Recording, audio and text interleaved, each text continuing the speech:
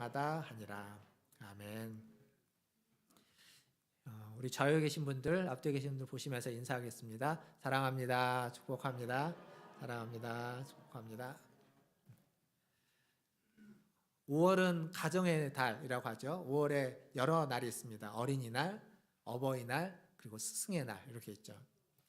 이에 맞추어서 교회도 어린이 주일, 오늘이 어린이 주일이죠. 다음 주는 어버이 주일, 그 다음 주는 스승의 주일, 이렇게 또 5월을 보내고 있습니다. 이러한 주일은 기독교의 전통적인 절기는 아닙니다. 그렇지만 우리의 일상 가운데 굉장히 중요한 가치들을 받아들여서 마치 일상의 절기처럼 교회 안에 예배 가운데 또 함께 담아놓고 있습니다. 다음 세대를 소중하게 생각하는 가치, 그리고 부모를 공경하는 가치, 그리고 스승, 나에게 가르침을 주는 지혜를 또 공경하는 가치들을 담아서 어린이 주일, 어버이 주일, 스승의 주일을 만드는 거죠. 물론 이 외에도 다른 날들이 있습니다. 청년들을 귀하게 여기는 청년주일도 있고요. 또 4월 달에 4월 20일인가가 장애인의 날인데 그때를 즈음해서 장애인 주일로 또 지키기도 합니다. 여튼 오늘은 어린이 주일입니다. 어린이 주일인데 어떻게 하면 어린이 주일을 어린이 주일답게 잘 보내는 걸까요? 아이들에게 어린이 주일은 어떤 식으로 하면 그들이 이게 어린이 주일답구나 라고 알려줄 수 있는 그런 게 될까요?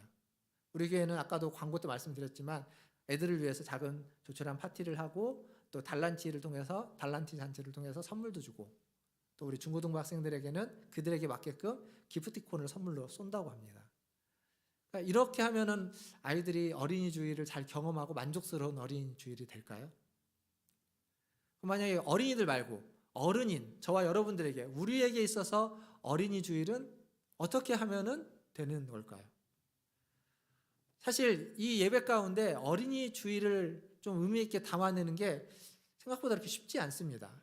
뒤에 현수막 붙이고 제가 설교를 할 때 어린이들을 사랑하고 어린아이처럼 되자라는 설교를 하고 찬양을 부를 때 어린아이들이 부르는 찬양을 같이 부르고 한 이 정도밖에는 뭔가 더 할 수 있는 게 있을까라는 생각이 들기도 합니다.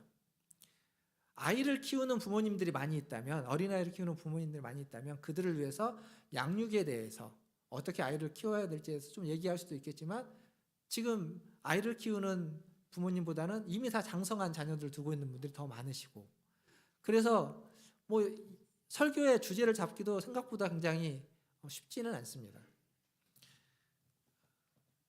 일반적으로 이제 어린아이와 같이 되자, 어린이를 사랑하자 이게 주로 설교의 주제인데 조금 오늘은 좀 다른 주제를 한번 다른 관점에서 이 주제를 좀 생각해 보려고 합니다. 사실 자녀를 사랑하지 않는 부모는 없습니다. 다 사랑하죠. 어린아이를 좋아하지 않는 어른도 그렇게 많지 않습니다. 다 좋아하고 사랑합니다. 근데 문제는 그 사랑이 너무 지나치거나 혹은 그 사랑의 이름으로 자녀들을 억압하는 경우가 생기는 겁니다. 분명히 사랑한다고 했는데 지나친 사랑, 억압하는 사랑으로 나타나는 거죠. 그러니까 사랑의 방법을 잘 몰라서 문제다라고 볼 수 있습니다. 그래서 오늘 본문 누가복음 15장에 있는 우리가 익히 잘 아는 탕자의 비유라고 하는 이 말씀을 통해서 진정한 사랑이 어떤 것인지 그 아버지가 보여주는 그 모습 속에서 사랑이 무엇인지 사랑의 그 아름다움에 대해서 좀 같이 이야기해 보려고 합니다. 우리는 어떤 의미에서 보면 이 본문에 등장하는 아들, 둘째 아들 혹은 첫째 아들입니다. 사실 이 본문은 둘째 아들의 초점을 맞춰가지고 보통 이야기되어지곤 합니다. 그리고 최근에는 첫째 아들이 사실은 이 본문에서 더 중요한 주인공, 등장인물이다라고 이야기하기도 하죠. 그러나 그 둘 사이에서 그 둘을 낳은 아버지가 이 본문에서 더 중요한 등장인물이 되기도 합니다. 둘째 아들의 입장에서 생각해 보면 이 탕자라고 불리는 이 아들은 아버지의 재산을 가지고 가서 허랑방탕하게 쓰다가 돌아옵니다. 그걸 보통 우리가 이제 이해할 때 회개하는 거죠. 회개하고 돌아오면 아버지가 용서하고 받아주는 거죠. 그래서 우리도 그 둘째 아들처럼 하나님 앞에 회개하고 돌아오면 하나님이 받아주신다라는 얘기로 쉽게 이렇게 이야기될 수 있습니다. 굉장히 좋은 은혜가 되는 말씀이고 우리가 귀담아 들어야만 하는 말씀이 됩니다. 큰아들은 어떨까요? 큰아들은 다르죠. 큰아들의 관점에서 보면 아버지가 지금 편애하고 있는 겁니다. 아버지의 마음을 잘 헤아리지도 못하지만 그 아들 입장에서 보면 아버지에게 편애하는 겁니다. 둘째 아들, 자기 동생인데 자기가 싫어하는 행동을 하는 겁니다. 아버지한테 유산을 달라고 했고 받았는데 그걸 가지고 다 처분해서 멀리 가버립니다.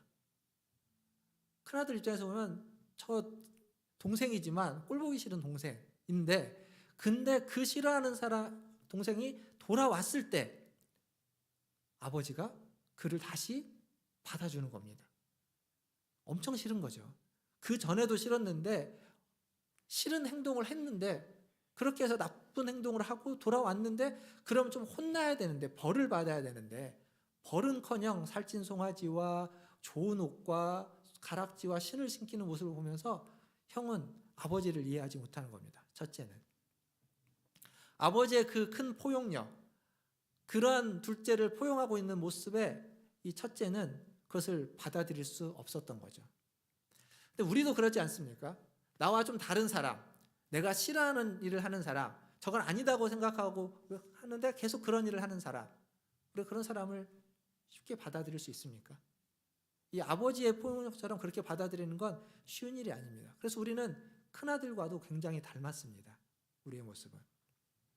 여기서 진짜 주인공은 저는 아버지라고 생각합니다. 아버지.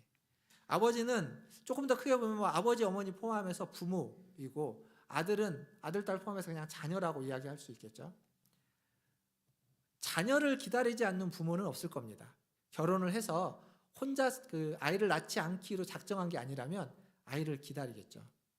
그리고 기다려다가 아이를 낳고 낳으면 또 다른 아이를 기다리기도 합니다. 저희도 이제 저희 첫째하고 둘째하고 터울이 좀 7살 터울이 되는데 긴 터울이죠.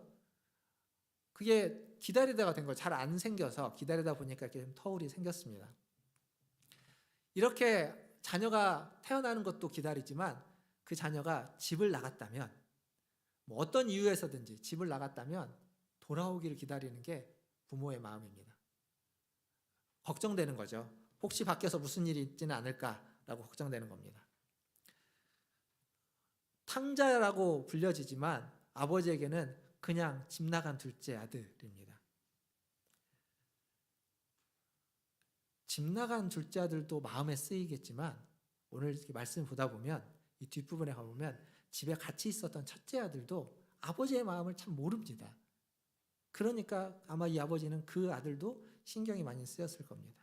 왜냐하면 둘째 아들은 집을 나갔다가 돌아왔는데 말씀 보면 첫째 아들은 집을 안 나갔는데 둘째 아들 때문에 마음은 집을 떠나버렸습니다. 그러니까 탕자가 처음에는 둘째 아들이 탕자였는데 오늘 말씀 뒷부분에는 첫째 아들이 탕자가 되어버리긴 합니다. 어쨌거나 오늘 여기서 이야기하고자 하는 건 이 아버지가 그 집 나간 아들을 기다리고 있는 이 기다림이 가지고 있는 어떤 신비로움과 아름다움과 오늘 제가 설교 제목을 기다림의 미학이라고 잡았는데 그런 기다림의 미학이 오늘 설교의 주제이고 또 사랑의 요체입니다. 기다림이 그 사랑에서 가장 중요한 한 요소입니다. 그래서 이 기다림에 대해서 좀 같이 생각해 보려고 합니다. 본문을 조금만 더 다 아시는 내용이지만 자세히 보면 둘째 아들이 아버지에게 유산을 달라고 하죠. 근데 유산을 달라고 하는 둘째 아들의 나이가 몇 살 정도라고 이야기하냐면 10대 중반에서 후반이라고 이야기합니다. 그럼 우리나라 학생들 보면 청소년 시기, 중학생 혹은 고등학생 정도 나이입니다. 너무 어리죠? 너무 어립니다. 근데 그건 우리가 보는 시각입니다. 이때 당시에 결혼 정년기는 10대 후반이었습니다. 그 시대의 문화에서. 그러면 10대 후반이 결혼 정년기라면 10대 중후반이면 지금으로 이야기하면 20대 중후반이니까 얼마든지 자기가 스스로 무엇인가를 선택할 수 있는 나이입니다. 근데 아들이 그랬다면 아버지의 나이는 몇 살 정도였을까요? 생각해보면 아버지의 나이는 40대 후반 정도? 40대 중후반 정도 나이였을 겁니다. 그 말은 다른 말로 바꾸면 아버지는 굉장히 젊고 정정했다는 이야기죠. 근데 유산은 언제 보통 물려주냐면 아버지가 돌아가실 때, 죽을 때 자녀들에게 물려지는 게 유산이죠. 근데 지금 아버지가 너무 건강하고 정정합니다. 물론 예외적으로 일찍 물려주는 경우도 있습니다. 유산을 일찍 물려주는 경우도 있는데 일찍 물려준다 하더라도 그 유산을 처분할 권한은 아들에게 주지 않습니다. 아버지가 살아있는 동안은. 처분하고 또 관리는 아버지에게 맡겨서 아버지가 관리하고 소유권은 넘겨줬지만 그렇게 관리하는 게 이때의 관리였습니다. 근데 이 둘째는 그 받은 유산을 며칠이 안 돼 가지고 다 정리해 버립니다. 다 정리해서 들고 가기 쉽게 만들어 가지고 멀리 타국으로 떠나버리는 거죠. 그게 오늘 지금 이야기입니다. 그 얘기는 뭐냐면 그가 그에게 있어서 둘째 아들에게 있어서 아버지는 이미 죽은 존재입니다. 마음속에서 이미 아버지를 그가 스스로 죽여버린 겁니다. 무시한 거죠. 아버지의 존재를 무시해버리고 자기 마음대로 행한 겁니다. 패륜이죠, 패륜. 이런 것들을 패륜이라고 합니다. 근데 이 아버지의 입장에서 그렇게 패륜을 저지르고 있는 아들을 보면서 어떤 마음이 들었을까요? 저런 아들이 어디 있냐고. 내가 너를 어떻게 키웠는데 네가 이럴 수 있냐라고 하는 그런 분함도 화도 여러 가지 나오겠죠. 근데 성경을 잘 보시면 성경 안에 이 보통 행간이라고 하죠. 우리가 읽었던 본문의 행간에 아버지의 어떤 그런 분노의 마음이나 화나는 마음을 읽을 수가 없습니다. 흔쾌히 아들에게 재산을 물려주고 흔쾌히 아들을 떠나는 걸 환대해 주지는 못했지만 축복해 주지는 못했지만 그냥 아들이 그렇게 하는 것에 대해서 허용하고 용납했습니다. 허락한 거죠. 이게 이 아버지의 마음이 우리가 믿고 있는 우리 하나님의 마음과 같습니다. 우리를 사랑하는 하나님의 심정인 거죠. 얼토당토 않는 요구에, 말도 안 되는 요구에 그냥 그 요구를 그냥 무시해버리는 것이 아니라 그런 요구를 할지라도 들으시고 그런 요구를 할지라도 허락해 주시는 하나님의 마음. 가르치고 훈계하기 전에 먼저 용납하고 허락해주고 안아주고 그 다음에 꼭 필요할 때 가르치는 그 하나님의 마음. 그게 이 아버지의 마음을 통해서 우리가 볼 수 있는 마음입니다. 우리도 자녀들을 사랑합니다.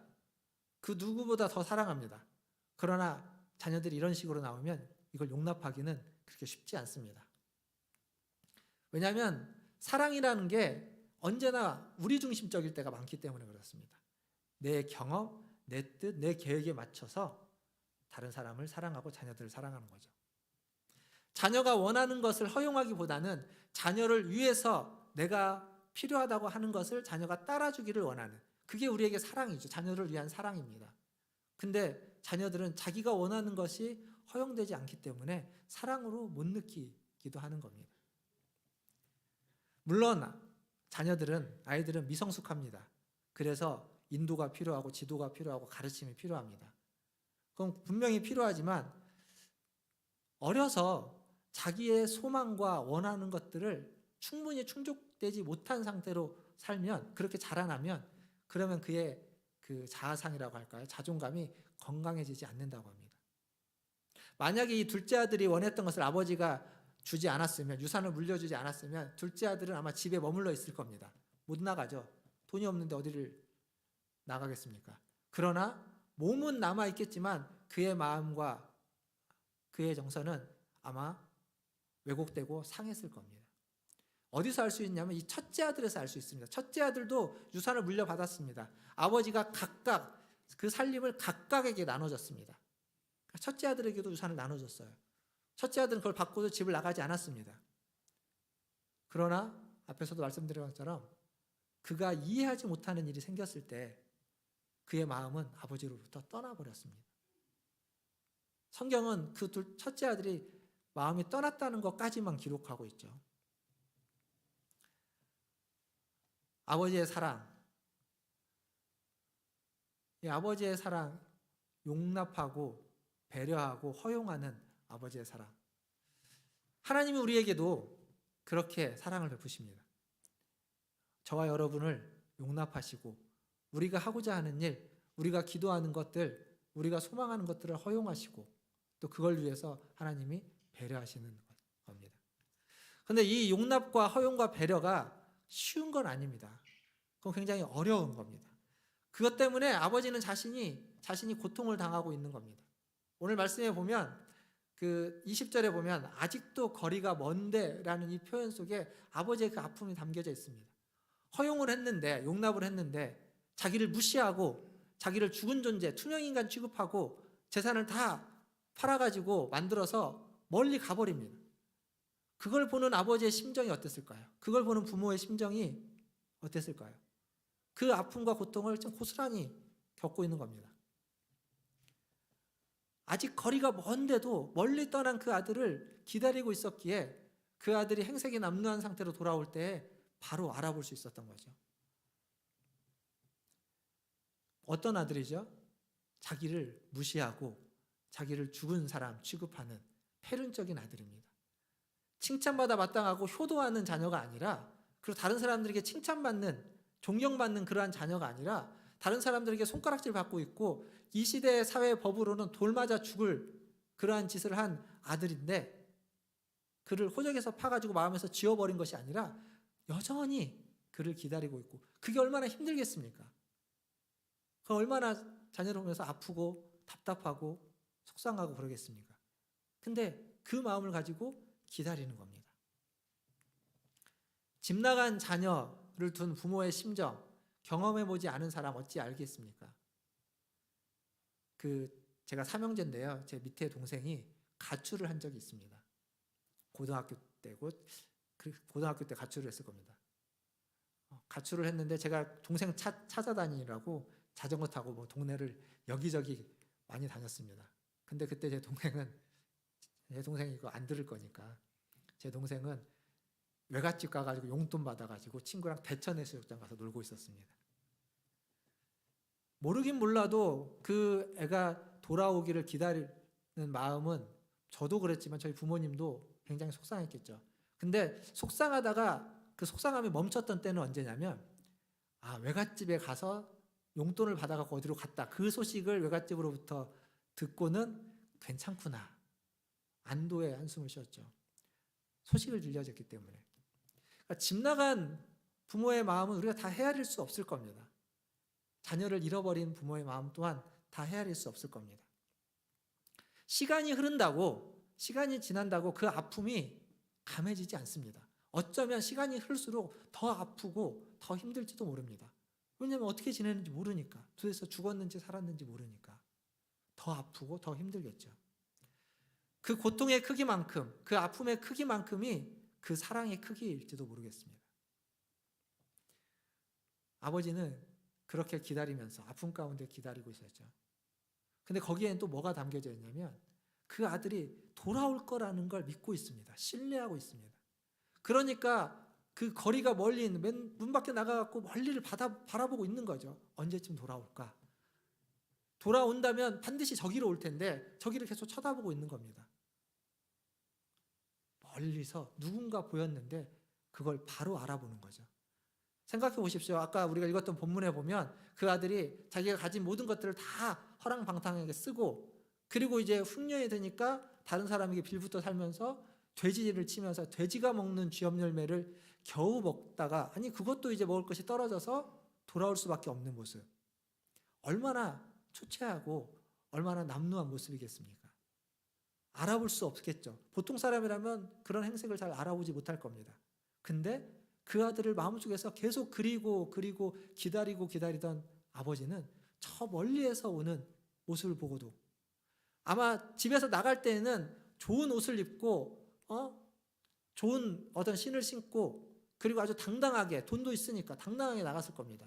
돌아올 때는 그런 옷은 다 없고 그냥 남루한 옷에, 그리고 얼굴은 깨재재하고 머리도 길고, 그리고 어깨는 굽여져 가지고 볼품없는 모습으로 돌아올 텐데, 그걸 보고 알아보는 거죠.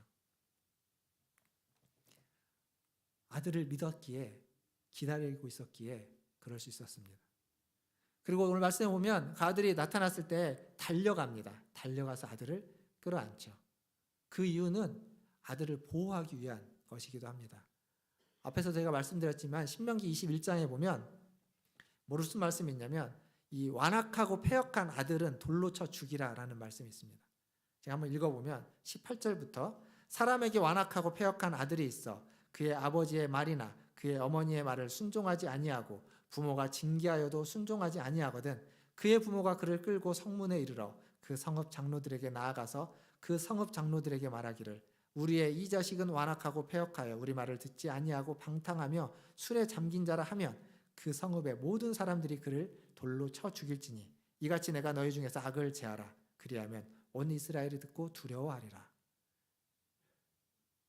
그러니까 부모에게 패역을 행하고 완악을 행한 것이 가족의 문제만이 아니라 가정의 문제만이 아니라 그 사회의 문제로 성경은 다루고 있습니다. 사회의 악을 제거하기 위한 문제로 다뤄주고 있습니다.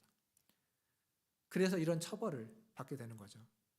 지금 그 사회에서 둘째 아들은 이런 처벌을 받을 수밖에 없는 아들이었습니다.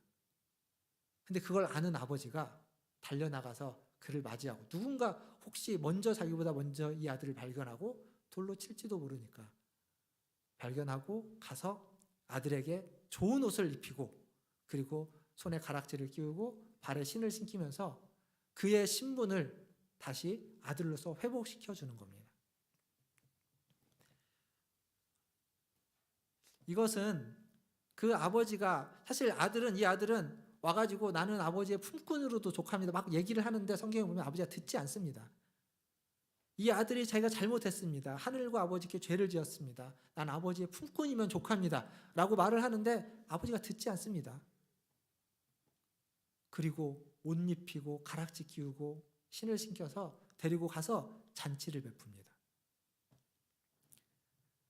이게 그 기다림 속에 있는 아버지의 마음입니다. 그 기다림이 가지고 있는 아름다운 마음, 기다림의 미학, 아버지가 기다리면서 가졌던 그 모든 마음들, 여러분이 여러분의 자녀를 누군가를 기다리면서 가진 그 마음들. 말씀을 좀 정리를 하면서 이 기다림의 미학이라는 주제와 도대체 어린이 주일이 어떤 관계가 있을지를 좀 연결해 보고 말씀을 마무리하려고 합니다. 여러분은 자녀를 어떻게 사랑하십니까? 여러분은 다른 사람을 어떻게 사랑하고 계십니까? 여러분은 하나님을 어떻게 사랑하고 계십니까? 내 경험, 내 뜻, 내 중심적으로 하나님을, 다른 사람을, 내 자녀를 사랑하고 있지는 않으십니까? 오늘 말씀이 얘기해 주는 건 사랑은 내 경험과 내 뜻과 내 중심으로 하는 것이 아니라는 겁니다. 사랑은 상대를 기다려주고 상대를 신뢰하고 또 상대를 용납해주고 배려해주는 것이 진정한 사랑이라는 거죠. 근데 그렇게 되면 되게 아프고 힘들고 고통스럽고 답답하다는 겁니다. 그러니까 사랑은 그런 겁니다. 아픔과 고통, 그 답답함이 어쩌면 기다림의 미학이 돼서 기다림의 아름다움이 되어서 그 기다림의 열매로 돌아오게 되는 겁니다. 이는 우리의 자녀들을 향한 우리의 태도임과 동시에 우리가 다른 사람들을 사랑하는 어른으로서 사랑할 때 가져야만 하는 자세와 태도입니다. 사랑하는 성도 여러분, 교회에서도 마찬가지라고 생각합니다. 우리 교회를 비롯한 많은 교회들이 노령화되어 있죠. 어르신들이 많습니다. 다음 주에 어버이 주일인데 그래서 어버이 주일 이제 선물을 우리 어르신들에게 작년에도 아무것도 못했고 그래서 지금 어디 모여서 식사라든지 어디 나갈 수가 없어서 선물을 마련했습니다. 선물을 마련하면서 선물의 수량을 파악하기 위해서 우리 어르신들이 몇 분이나 계신지 확인해 보니까 60세, 65세 이상이면 거의 한 60분, 그러니까 반 이상이 되십니다. 우리 교회만 그런 것이 아니라 많은 교회들이 그렇습니다. 근데 이 어르신들이 교회적으로 보면 굉장히 큰 기초가 되어주시고 기둥이 되어주시고 버팀목이 되어주십니다. 지금까지 그래왔고 지금도 마찬가지입니다. 교회가 어려움이 있을 때, 교회가 힘들 때 그때 어르신들이 그 어려움과 힘을 두 손 두 발 거두면서 함께 동참하고 함께 나누어지는 것을 우리는 보고 있고 우리는 알 수 있습니다. 그게 우리 어르신들의 영성이고 신앙입니다. 그런데 우리가 살고 있는 이 시대가 너무 빨리 변해갑니다. 코로나 때문에 지난 1년간의 변화가 코로나가 없었을 때 한 10년, 15년, 20년의 변화를 앞당겨 왔다. 이런 평을 하는 사람들도 있습니다. 원래도 빨랐는데 코로나가 더 빠른 변화를 만들어 버렸습니다. 이렇게 빠른 변화는요, 어른들만 불편하고 두렵고 힘든 게 아니라 젊은 사람들도 마찬가지입니다. 빠른 변화는 버겁고 적응하기도 힘들고 불편하고 힘듭니다. 그러면 이 빠른 변화하는 사회 속에서 우리는 어떻게 살아야만 하냐면 그 변화에 그냥 따라가다 보면 방향을 잃어버리고 어디로 가야 될지 모릅니다. 어르신들이, 한결같은 어르신들이 중심을 잡아주면 그 중심에 기대어서 변화를 따라갈 수 있습니다. 그럴 때 이상한 곳으로, 다른 곳으로, 엉뚱한 곳으로 가지 않고 변화를 수용하면서 또 변화를 받아들이면서 또 변화를 이루어갈 수 있는 것이 되는 거죠. 그래서 중심을 잡아주시는 어르신들이 꼭 필요하고 그분들의 중심을 잡아줄 때 비로소 교회도 이 세상 속에서 하나님의 뜻을 나타내는 그러한 변화를 이루어갈 수 있는 그러한 공동체가 되는 겁니다. 우리 주일학교가 잘 아시다시피 지금 이전에도 미약했지만 코로나 때문에 더 어렵고 힘든 상황에 처해 있습니다. 다 마찬가지입니다. 그런데 어렵고 힘들다는 것만이 우리에게 중요한 것이 아니라 그 한 사람 한 사람을 바로 세워지도록 한 사람 한 사람들을 더 사랑하고 더 양육하고 더 격려하고 지지하고 축복하고 칭찬하는 것. 사실 부족한 게 많고 아직 모르는 것도 많고 엉뚱한 짓을 하고 실수하는 것도 많습니다. 그런 것들을 지적하기 시작하면 한도 끝도 없습니다. 근데 그걸 지적한다고 절대 바뀌지 않습니다. 안 변합니다. 변하는 건 그런 책이 있죠.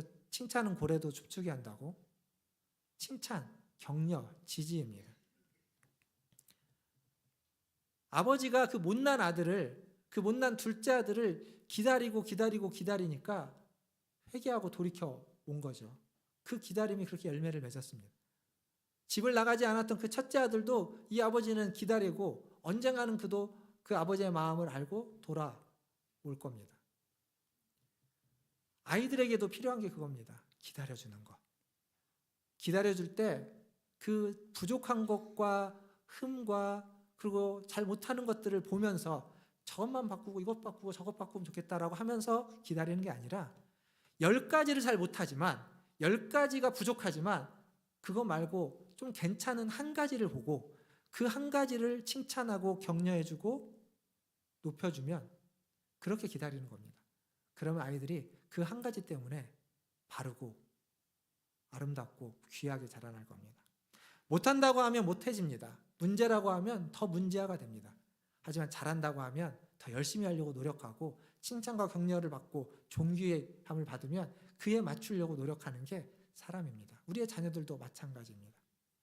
사랑하는 성도 여러분, 오늘 하루 여러분의 자녀들, 어린 자녀건 큰 자녀건 상관없습니다. 다 커서 결혼해서 자녀 낳은 자녀도 마찬가지입니다. 손자 손녀를 낳은 자녀도 마찬가지입니다. 여러분의 모든 자녀들에게 오늘 하루만큼은 칭찬을, 격려를 해보시기를 바라겠습니다. 이게 안 해버릇했으면 칭찬 격려하기가 굉장히 어렵습니다. 칭찬 격려보다는 지적하고 훈계하고 하는 게 훨씬 더 쉽습니다. 근데 오늘 하루는 그런 거 하지 마시고 그런 게 보여도 그것들은 좀 꾹 참으시고 오늘 하루만큼은 먼저 칭찬할 거리를 찾아서 칭찬해 주시고 격려해 주시고 힘을 북돋아주는 그러한 오늘 하루를 삼으면 좋겠습니다. 우리에게 있어서 어린이 주일은 하나님이 우리에게 그렇게 칭찬해 주시고 격려해 주시는 것처럼 우리가 우리의 자녀들에게 어린 자녀건 다 큰 자녀건 혹은 우리의 주변에 있는 이웃 다른 사람들에게 칭찬해 주고 격려해 주는 그러한 오늘 하루가 되기를 주님의 이름으로 축원합니다. 기도하겠습니다. 기도하실 때 한번 하나님이 나에게 주시는 칭찬과 격려가 있습니다. 하나님이 여러분에게 주시는 위로와 칭찬이 있습니다. 감사하시고 그 칭찬을 받으시고 더 나아가서 이제 우리의 자녀들, 우리의 이웃들을 격려하고 칭찬할 수 있기를 그러한 마음을 달라고 그러한 눈을 달라고 함께 기도해 주시고 코로나가 쉽게 가라앉지 않고 있는데 코로나를 이겨내는 극복을 위해서 기도해 주시고 또 지난번에도 말씀드린 것처럼 아프리카 차드의 안정을 위해서도 같이 기도하면 좋겠습니다. 함께 잠깐 기도하도록 하겠습니다. 기도합니다.